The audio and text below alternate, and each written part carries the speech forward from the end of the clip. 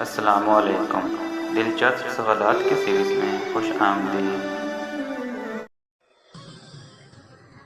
प्याज काटते वक्त क्या चीज़ खाने से आँखों में पानी नहीं आता?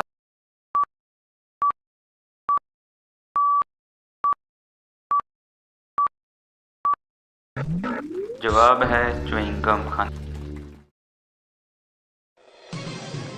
एल्फी अपनी बोतल में क्यों नहीं चिपकती?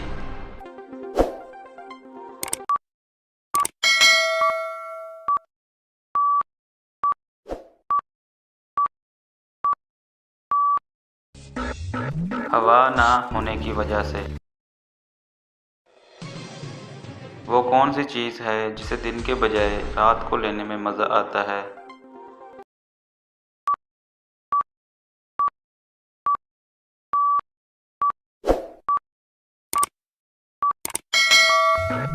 जवाब है नींद। रमज़ान में कौन सी चीज़ पीने से ज़्यादा प्यास लगती है?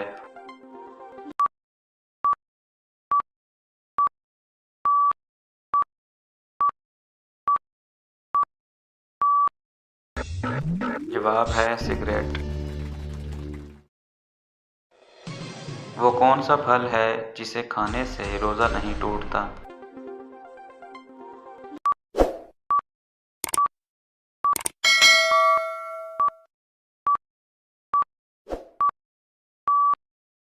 जवाब है मेहनत का फल।